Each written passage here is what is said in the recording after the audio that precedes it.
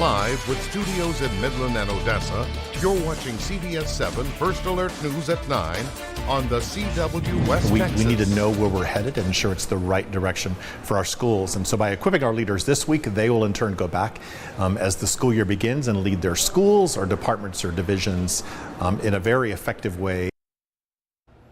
The first day of school is nearing for ECISD students, and while they're getting ready, so are their teachers. Coming up in just a few minutes, we'll hear about the leadership conference they were attending this week. Good evening to you. Thanks so much for joining us here for CBS7 News at 9 on the CW. And thanks to those of you joining us on our CBS7 YouTube page. I'm Jay Hendricks, and we start tonight tracking crime. Last night, Midland police responded to the Macarena's parking lot just before 6 p.m.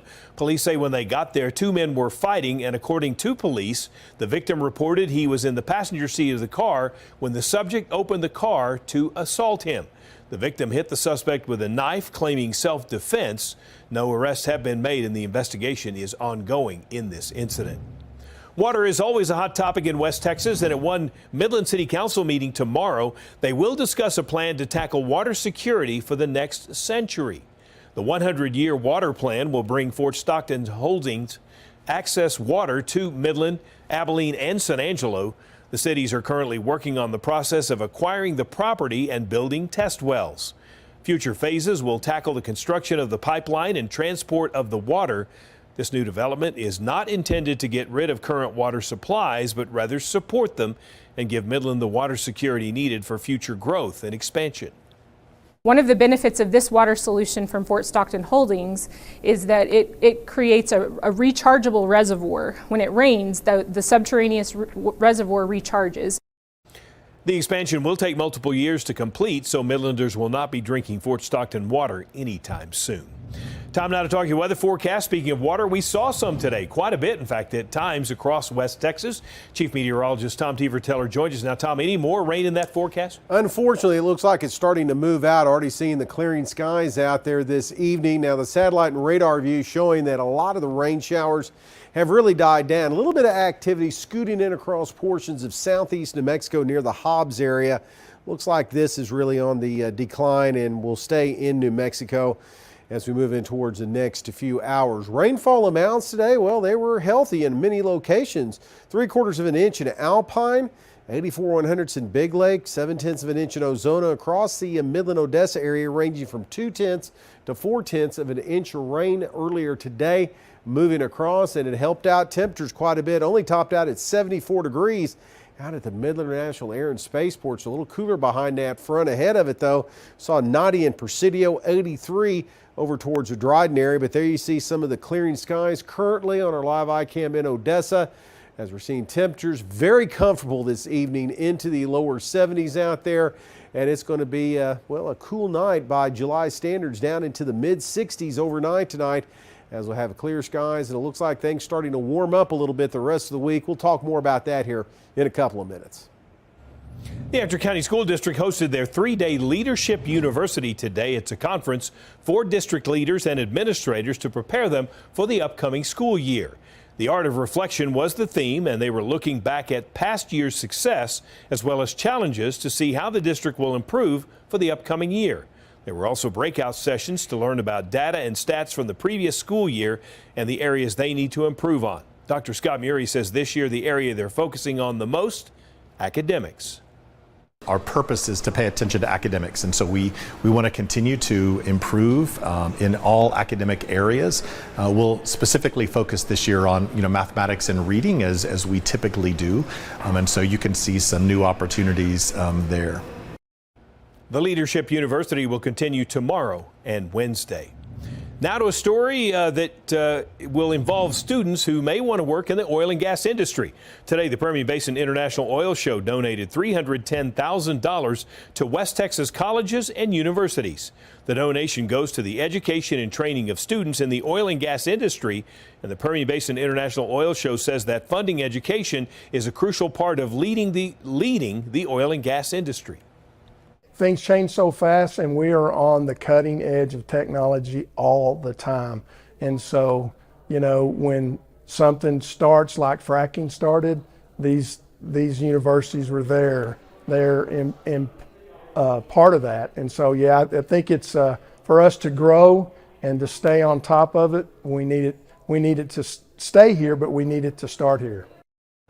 The oil show donated to Texas Tech, UT Permian Basin, Odessa College, and Midland College, and the donation doesn't just help engineering students. Any student studying to be involved in an oil field trade, including welding, truck driving, and technicians, can benefit from the $310,000 donation. A heads up to those wishing to learn more about the dangers of fentanyl and other drug and alcohol-related substance abuse and how to react and respond. The Odessa Police Department and Medical Center Hospital will team up to host a neighborhood watch meeting that will focus on delivering potentially life-saving information and education to the public. The class will be held tomorrow at 7 p.m.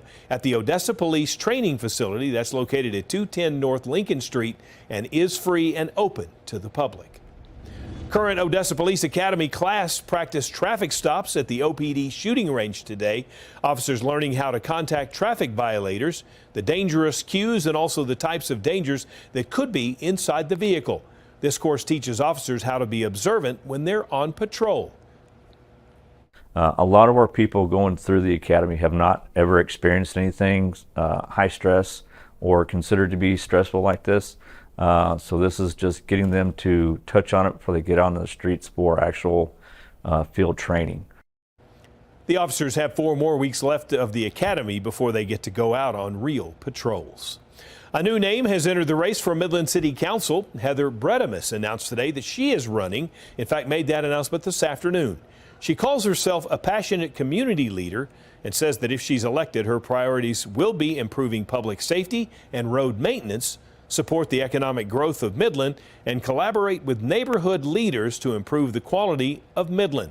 Election Day is coming up November 5th.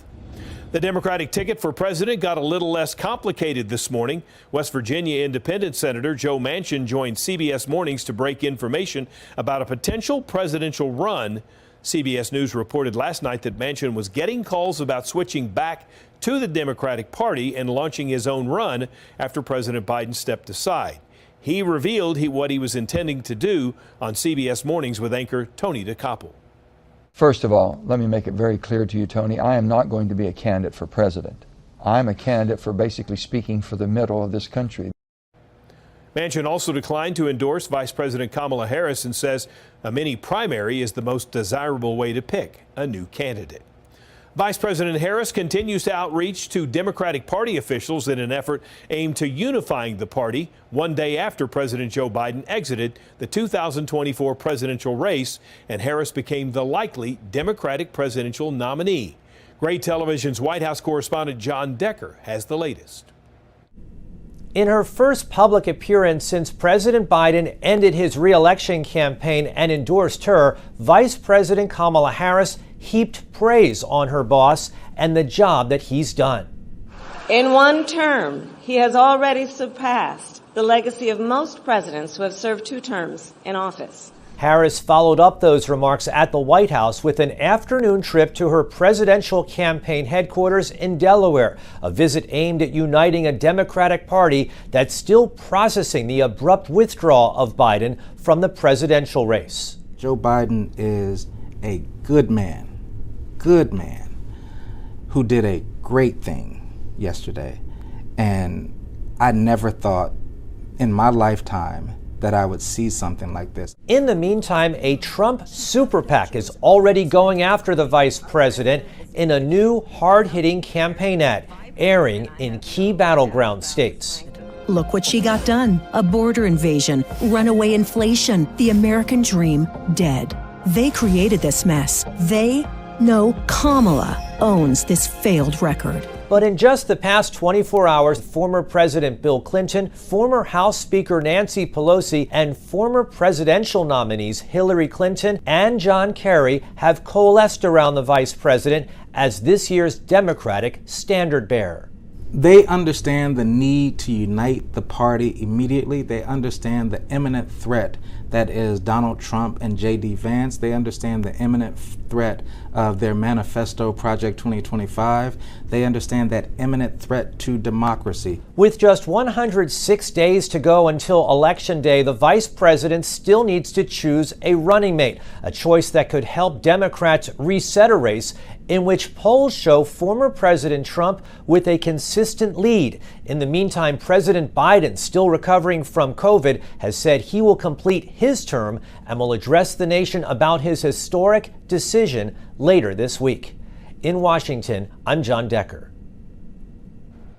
Republican vice presidential nominee J.D. Vance hosted his first solo campaign event 1 week after being tapped as former President Trump's running mate. Vance took center stage in his hometown of Middletown in the key battleground state of Ohio. The Republican senator took aim at Vice President Harris following this weekend's Democratic shakeup. I was told I was going to get to debate Kamala Harris, and now President Trump's going to get to debate her. I will fight every single day to restore an America that works for Americans.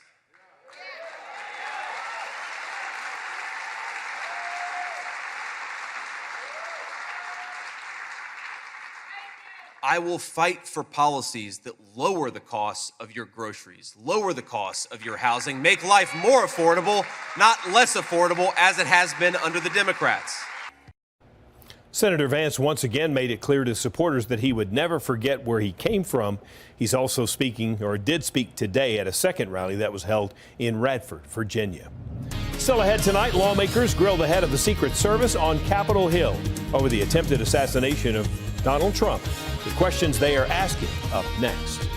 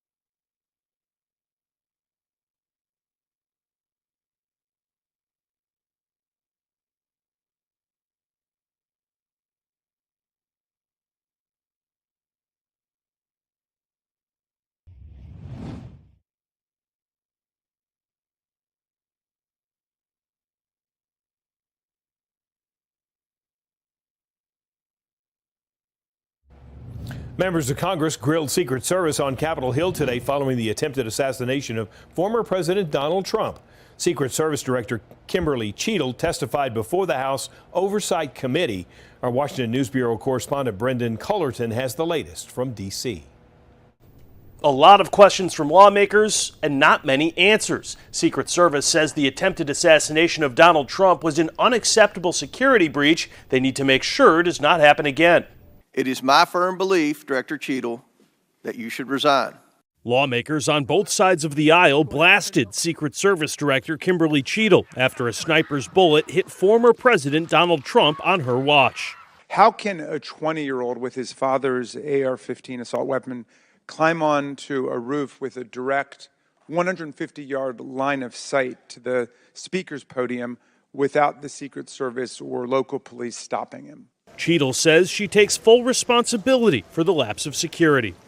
The assassination attempt of former President Donald Trump on July 13th is the most significant operational failure of the Secret Service in decades. But citing security concerns or an ongoing investigation, the director provided very little insight. That individual was attempting to be tracked down. At what time? I don't have a specific timeline other than to Director, it's been 9 days. Despite calls for her job, Cheadle says she's not going anywhere. I think that I am the best person to lead the Secret Service at this time. Cheadle says Secret Service hopes to complete the initial probe into the assassination attempt in 60 days. In Washington, I'm Brendan Cullerton. Meanwhile, back in West Texas, a rainy day today for a large part of the area. It looks like that rain, unfortunately, is going away. We'll talk about what's going to replace it coming up next.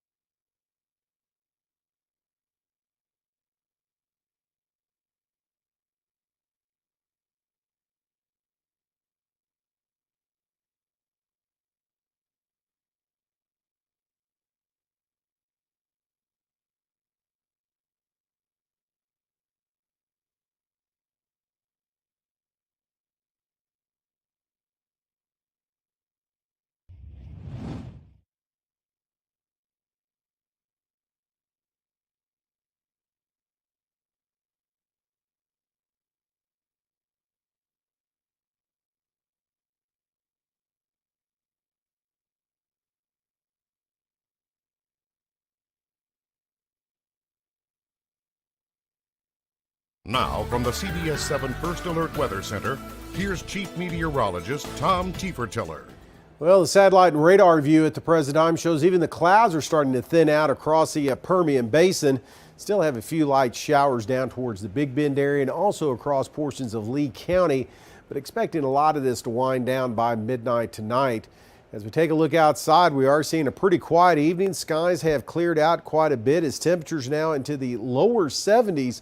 Extremely comfortable, especially down here in the mountain areas. Fort Davis is 63, 64 in Alpine, and 69 up towards Big Lake. Those were areas that did see some decent rains today. Nearly an inch coming down across Reagan County and Big Lake. It's all because we saw a cold front roll through on this northerly flow. That front has pushed now into the Trans-Pecos and into the mountain areas. The trough causing all of this in the upper levels of the atmosphere, area low pressure. Well, that's moving off to the north and northeast. It's being replaced by high pressure here that's going to move to the east and strengthen over the area. So that's going to start to warm things up quite a bit, especially as we head in towards next week, but still climbing into the 90s this week.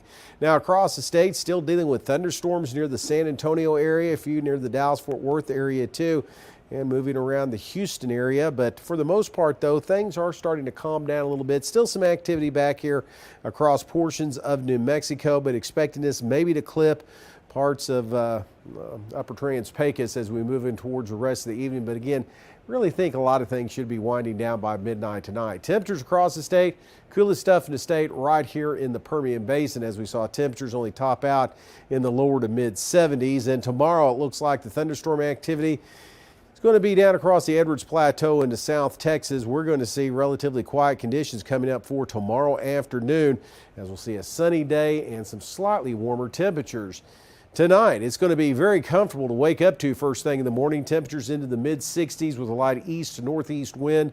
And tomorrow, here's what we are seeing again, seeing that we do have temperatures into the upper 80s to near 90 coming up for tomorrow. And that's just the start of a warming trend in our forecast all the way for the rest of the week and into the weekend, which looks pretty good. The real heat, what we expect in West Texas during summer heat, is going to hold off until next week with the mid to upper 90s. The 2024 Summer Olympics are just around the corner. Up ahead, some of the latest news regarding the games. Stay with us.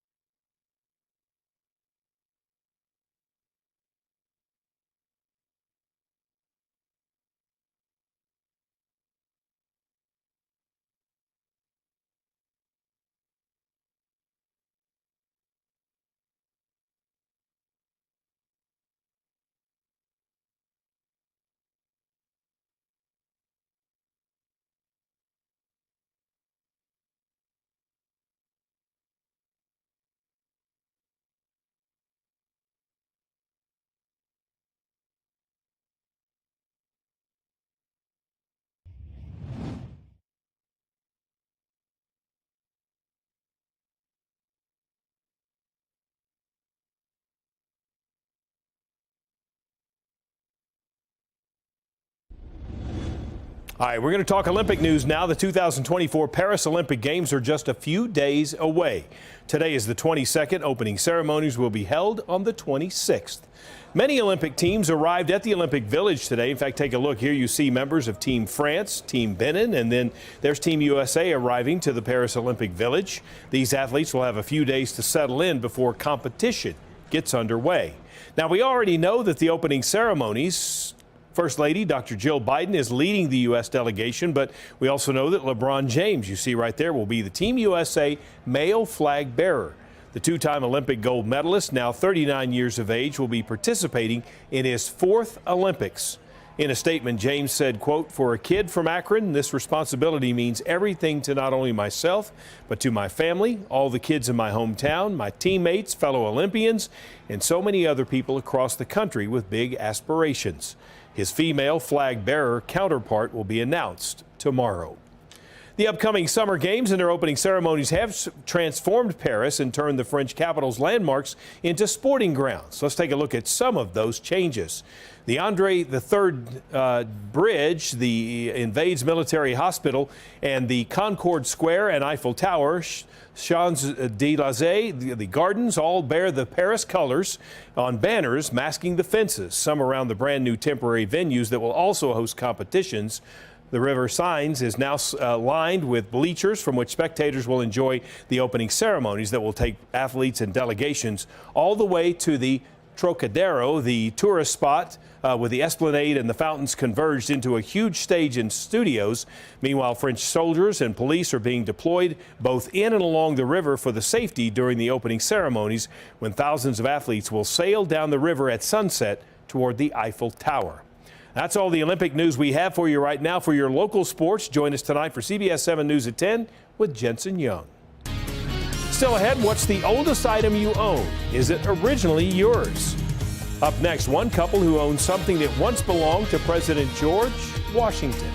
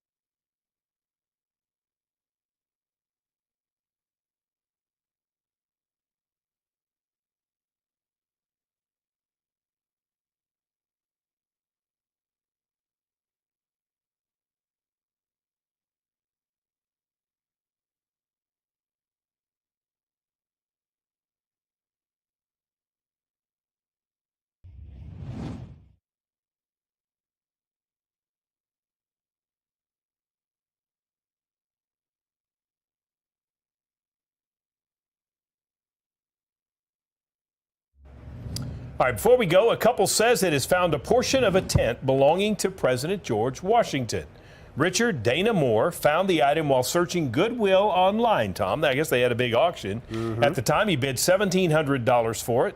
But after confirming the tent is real, it's now estimated to be worth tens of thousands of dollars. Okay? For the time being, Moore has donated the tent to the Museum of the American Revolution in Pennsylvania. But again, this artifact belonged to President Washington. They found it online. They were able to get it, and it's theirs now. Maybe I'm missing something here, but what did they think it was, that it was a fake part of George Washington's tent? I think they just had a piece of it, and they weren't sure if it was real or not. I think that's what. But it was still worth $1,000. It was worth. They made a bid for $1,700 because they just thought, why not? And then had it checked out, I guess, and learned that it was indeed his tent. Well, live and learn there. Well, we're going to live and learn on this weather. You just don't know what's around the corner here in West Texas sometime. We've been forecasting this. You're talking about rain in our forecast, a little bit of a cool down. Well, it's going to swing the other way now. We're going to get back to normal summer weather with temperatures getting back into the 90s for the latter part of the week. And unfortunately, rain starting to move out of the forecast. The real heat's going to hold off, though, till later next week. But at least our yards are going to be happy because we got some water to them. Yeah, about close to about 3/10 to 4/10 of an inch around there. We'll take it. All right. Thanks for watching CBS 7 First Alert News at 9 on the CW. More news coming up tonight at 10.